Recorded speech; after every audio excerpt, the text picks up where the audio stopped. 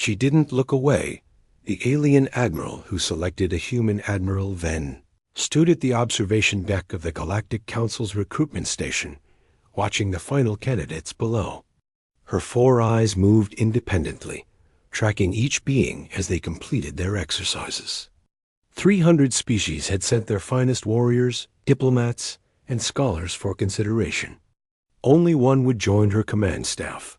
The selection process had taken 6 months. Ven had eliminated thousands of applicants through rigorous testing, psychological evaluation, and combat simulation. Now 20 finalists remained, representing the strongest civilizations in the known galaxy. Ven's reputation demanded perfection. She had never lost a battle in 40 years of service. Her crew operated with machine precision, and her ships moved like extensions of her will. Other admirals envied her record, but none could replicate her success. The secret lay not in technology or tactics, but in the individuals she chose to serve beside her. She descended to the testing floor, her tall frame casting long shadows across the polished metal. The candidates stood at attention, each in their species' military dress. There were crystalline beings from the core worlds, armored reptilians from the outer reach, and gaseous entities contained in environmental suits. Near the end of the line stood something unusual. A human. Ven had encountered humans before. They were newcomers to galactic society, barely a century removed from their first faster-than-light voyage. Their planet produced adequate soldiers and competent engineers, but nothing exceptional. Most species considered them unremarkable, useful only for filling support roles. This human was female, standing perhaps 2 meters tall, with dark hair pulled back severely. Her uniform bore no decorations or rank insignia beyond a simple name tag that read Morgan, while other candidates shifted nervously or maintained rigid postures. Morgan simply stood relaxed, hands behind her back, eyes forward. "Begin the final trial," Ven announced. The floor beneath them transformed. Holographic projections creating a battlefield scenario. Each candidate would face an impossible situation, a no-win scenario designed to reveal character under absolute pressure. Ven had seen thousands fail this test in various ways, through panic, through surrender, through violence born of desperation. The crystalline candidate went first. When faced with saving civilians or completing the mission, it chose the mission without hesitation. Logical, but cold. Eliminated. The reptilian candidate attempted to negotiate, offering surrender terms to the enemy. Reasonable, but weak. Eliminated. One by one, they failed. Some froze. Some raged. Some begged for alternatives that did not exist. Then came Morgan's turn. The scenario placed her in command of a damaged vessel, systems failing, enemy ships closing in. Her crew was injured, weapons offline, and rescue was 7 hours away. The enemy would arrive in 1 hour. Survival was mathematically impossible. Morgan studied the holographic displays for 30 seconds, her expression neutral. Then she began issuing orders to her simulated crew, her voice calm and clear. She redirected life support to strengthen shields in specific sections, creating pockets of safety. She vented atmosphere from damaged compartments to create thrust, adjusting the ship's position. She activated the distress beacon, not as a call for help, but as bait, timing its pulses to suggest the ship was in better condition than reality. The enemy arrived. Morgan did not attempt to fight or flee. Instead, she waited until they were scanning her vessel, their sensors focused and active. Then she overloaded her reactor, not to explode, but to create an electromagnetic pulse that would blind their sensors for exactly 42 seconds. In that window, she ejected her crew in emergency pods, each programmed to drift in different directions, powered down to avoid detection. The enemy would find an empty ship and assume the crew had died in the pulse. The simulation ended. Ven said nothing. The other candidates murmured among themselves, confused. Morgan's crew would drift for 7 hours, possibly longer. Some might not survive. By traditional military thinking, she had failed to save anyone with certainty. But Ven saw what others missed. Morgan had transformed 0% survival into perhaps 40%. She had sacrificed certainty for possibility, accepting personal failure if it meant her crew had any chance at all. "You condemned your crew to drift in space," Ven said, stepping closer. "Some will die of exposure or equipment failure before rescue arrives." "Yes," Morgan replied simply.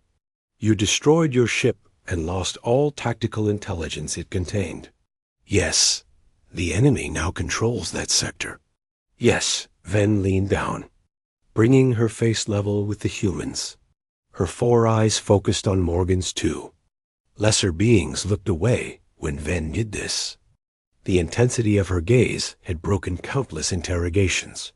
Morgan did not look away. "Explain your reasoning," Ven commanded. "The scenario was designed to have no solution," Morgan said. "Every obvious choice led to total crew loss. Fighting meant destruction. Fleeing meant pursuit and destruction. Surrender meant execution under enemy doctrine. The only path forward was creating uncertainty where none existed. Some of my crew will survive. Without my choice, none would.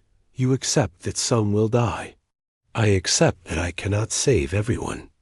I refuse to accept saving no one." Ven straightened, considering. The human's logic was sound, but logic alone did not interest her. Every species could produce logical thinkers. She needed something else. "How do you feel about the crew members who will die?" Ven asked. For the first time, emotion flickered across Morgan's face. Pain, brief but genuine, tightened her features before smoothing away. "I will remember every name," Morgan said quietly. "I will carry their loss until my service ends. But I will not let grief paralyze me into choosing certain death over probable death. They deserve a commander who will make hard choices, not comfortable ones." Ven turned away, addressing all remaining candidates. "You are dismissed. Morgan, remain." The others filed out, shooting curious glances at the human. When the room emptied, Ven walked to the viewport, staring out at the stars beyond. "Do you know why I've never lost a battle?" Ven asked. "No, Admiral. Because I understand that victory is not about winning. It is about acceptable loss." Ven's voice carried weight, each word carefully placed. Other commanders seek perfect outcomes. They plan for triumph. When plans fail, they have no response except retreat or sacrifice. But war is imperfect. Chaos is constant. The commander who accepts this, who plans for loss and works within it, cannot be defeated. She turned back to Morgan. "Your species is young. You have been spacefaring for barely a century. Most races need 10,000 years to develop the wisdom you just demonstrated. How did humanity learn this so quickly?" Morgan's jaw tightened. "We had good teachers, Admiral. Our own history provided extensive education in loss, survival, and the cost of existence. We learned early that hope is not optimism. Hope is the decision to continue despite knowing the odds. Your species has seen much death. Yes, and yet you reach for the stars. Because of it, not despite it. We know that doing nothing guarantees failure. Acting guarantees only that failure becomes possible instead of certain. We choose possibility."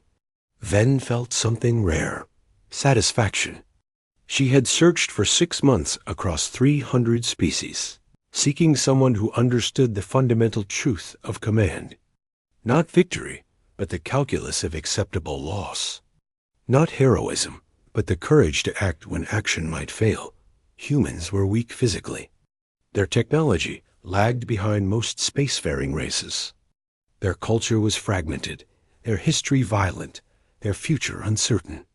But they possessed something most species lost in their climb to the stars: the memory of fragility.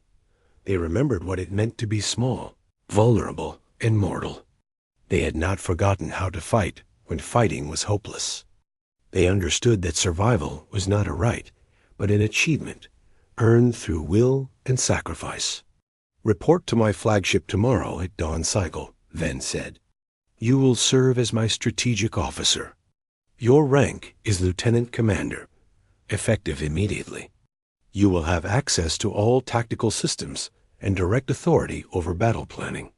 Morgan's eyes widened fractionally. "Admiral, most of your command staff has decades of experience. I am 29 years old. Others are more qualified. Others are more experienced," Ven corrected. "But qualification is not measured in years served. It is measured in understanding. You understand what I need. What do you need, Admiral?"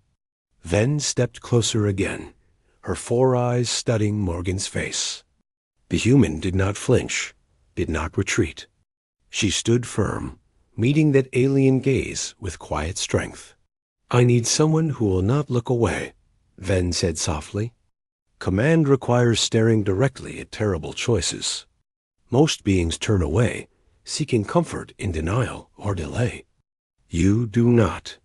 When faced with impossible decisions, you calculate, accept, and act. That is rare. That is valuable." Morgan nodded slowly. "I understand, Admiral. Do you accept this position?" "Yes, Admiral." "Good. We deploy in 3 days. Our mission involves entering disputed territory where conflict is inevitable. Many will die. Some will be under your command. Can you bear that weight?" Morgan's expression remained steady, but Ven saw the understanding in her eyes. The human knew exactly what was being asked. "I can bear it," Morgan said. "And I will work every day to ensure that when loss comes, it is the minimum possible."